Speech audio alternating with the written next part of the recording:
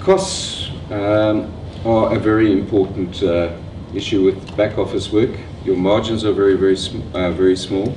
You don't have much error. As I said, you were talking about if you make a few mistakes, it can wipe out your profits very quickly.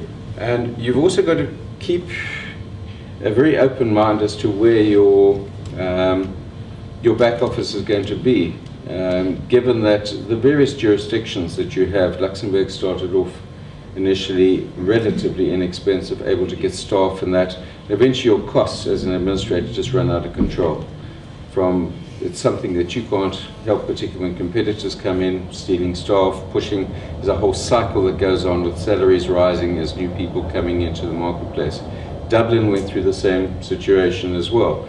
Cheap rentals, good staff, inexpensive staff, all those kind of things, and eventually, as from an administration point, you actually find that you're actually ending up pricing yourself out the market from that particular side.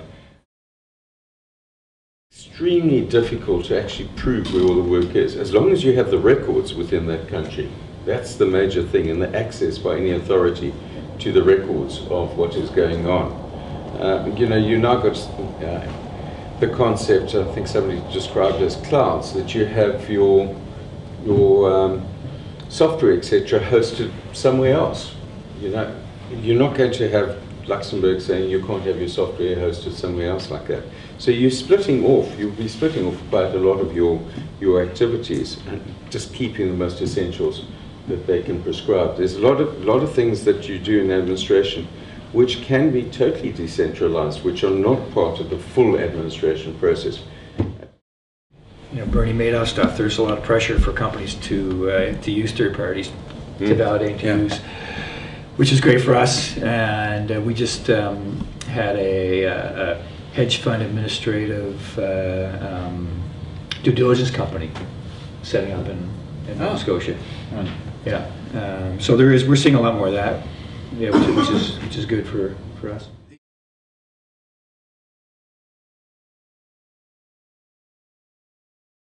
Sort of this follow the leader syndrome. Let's go to. I remember talking to firms in venture capitalists in Silicon Valley a few years ago, and their first question was to companies, "What's your India strategy?" And everybody, if you're not in India, then don't come talk to me. And so we saw this massive shift of business in India, and I think it's been a good success story, but it's not without its challenges. And if you're an executive sitting somewhere, and you have to think about, what's the total cost of doing business there, and what's your flight worth, and your time away, and your distance from where your power base is. And so, I think those are all things that need to be considered. Sectors of the industry. Potentially some of the outsourcing that happened to South Africa from the Channel Islands potentially damaged its reputation because it didn't go very well, or was not perceived to go very well.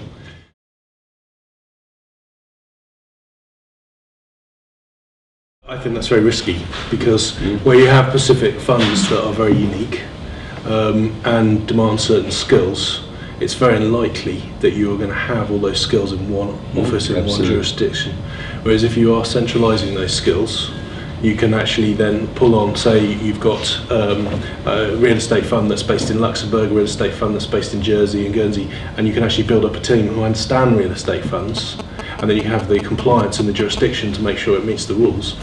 That will mean your error rate will decrease. If you have it split across all three jurisdictions and nobody actually really understands real estate, then you've got a big risk, and that potentially could lead to lots of losses. The other danger with that kind of approach is as well, and the Bank of Bermuda recognised that early on, was that if you start having totally separate offices, the likelihood is you will have clients who are using you in different offices and are getting totally different levels of service, or you even start having style drift in what your services are. This office is offering that, this one's not offering that. You're going to have a conflict with your client at one stage. He says, you're not up to it there, you're not up to it there, etc. And what we're seeing now is signs of some upward movement. There's going to be a lot of pressure on these companies with respect to costs, and my fear is that that becomes so overriding that they start to make decisions based solely on cost, and which may come back to haunt them down the road.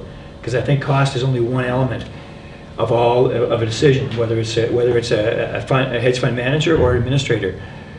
There's a lot of things that have to go into the pot to make a decision, and if you want to do something for the right reason for a long time, you have to do it properly and give give thought to all the factors that are involved. And if they do that, then then the strong organizations will become even stronger. I think for us, well, firstly, I wanted to just reiterate what some of the other guys have said. The decision is based mainly on quality rather than just pure economics, where you have your base. And for us, if that changes, then we will look to change where we operate. So for us, we've tried to build up sector skills in our operation to make sure that we are the best we can be in those areas, and that quality is what we use as a marketing tool and sells itself for getting us business.